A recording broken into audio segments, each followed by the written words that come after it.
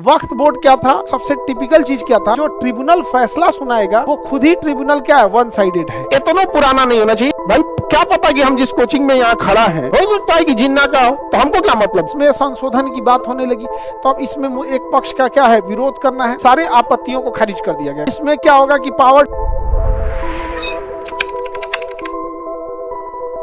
देखो वक्फ बोर्ड जो था उसके अमेंडमेंट के एक जेपीसी बनाया गया, जॉइंट पार्लियामेंट्री कमेटी। ये जेपीसी तब बनाई जाती है जब किसी विधेयक को लेकर विवाद हो जाता है तब। वक्फ बोर्ड क्या था, जब देश का विभाजन हुआ तो उस समय बहुत सारे लोग जो यहाँ से इंडिया से पाकिस्तान चले गए तो उनकी जो संपत्ति यहाँ रह गई उसकी देखरेख के लिए वक्फ बोर्ड बनाया गया। इसके अलावे कुछ लोग जो थे वो चाहते थे, जैसे किसी के बाल बच्चे नहीं हुए या कुछ भी हुआ जिसके बाद ज्यादा धन संपत्ति है, वो मुस्लिम है अगर, तो वो अपनी धन संपत्ति जमीन जायदाद को वक्फ बोर्ड को दे सकता था और कि इस पे कोई सामाजिक, धार्मिक या फिर सोशल चैरिटेबल वर्क होगा। तो ये वक्फ बोर्ड था। इसमें कुछ जमीनें विवादित आ गई कि वक्फ बोर्ड का कहना था कि ये जमीनें वक्फ के अंडर में आती है। अब उसमें वक्फ बोर्ड में जो सबसे टिपिकल चीज क्या था कि वक्फ बोर्ड का जो जुडिशियल सिस्टम था उसमें भी सब मुस्लिम थे। तो कई बात ये उठा कि जो इसमें जो ट्रिब्यूनल फैसला सुनाएगा वो खुद ही ट्रिब्यूनल क्या है, वन साइडेड है।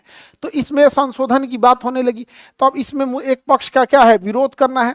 हालांकि वक्फ बोर्ड के पास जितनी जमीनें थी, वक्फ बोर्ड ने मुसलमानों के कल्याण के लिए अगर वक्फ बोर्ड की जमीन का यूज किया होता तो आज मुसलमान बहुत आगे गए होते। इन्होंने कोई खास यूज नहीं किया। और जैसा कि सारे सरकारी डिपार्टमेंट में होता है कि जो एक बार बैठ जाता है वो अपने सगे संबंधी रिश्तेदार हेन-तेन में लग जाता है, कोई उतना हुआ नहीं। तो बाद में अब जब गवर्नमेंट आई तो वक्फ बोर्ड विधेयक में क्या कही, संशोधन लाई। तो इसका जब विरोध हुआ तो इसके लिए ज्वाइंट पार्लियामेंट्री कमेटी बनाई गई कि जेपीसी की इसमें अपनी अपनी बातों को रखिएगा। जेपीसी में जितने सुधार को रखा गया था सारे सुधार को, सारे आपत्तियों को खारिज कर दिया गया। कहा कि आप लोग का मांग कुछ ऐसा नहीं है, संशोधन होगा तो होगा। अब सरकार इसमें क्या कर रही है, संशोधन कर रही है। समझ में आ गया कि नहीं आ गया? आगे बढ़े।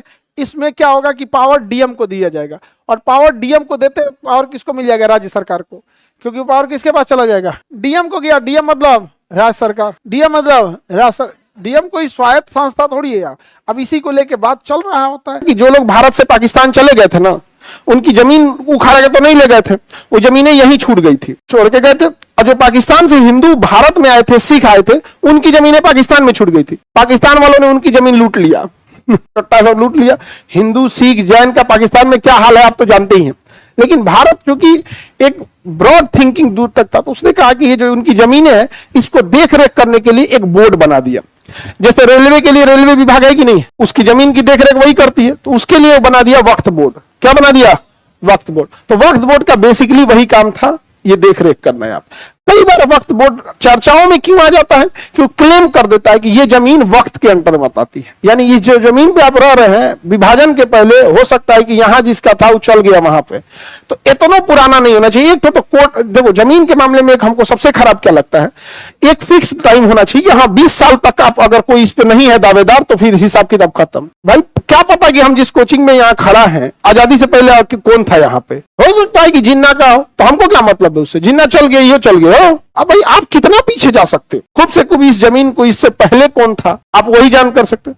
तो वो क्लेम, तो वक्त जो चर्चा में आई है वो क्लेम की वजह से आई है। कई जगह क्लेम कर देती नहीं ये ऐसा था यहाँ पे। बाकी वक्त का पावर अलग है, उसका कोर्टे अलग है, उसका कोर्ट क्या है, अलग। लेकिन वो सुप्रीम कोर्ट हाई कोर्ट से ऊपर नहीं है। वक्त के फैसले के खिलाफ कहां जा सकते हैं, हाई कोर्ट, सुप्रीम कोर्ट जा सकते हैं।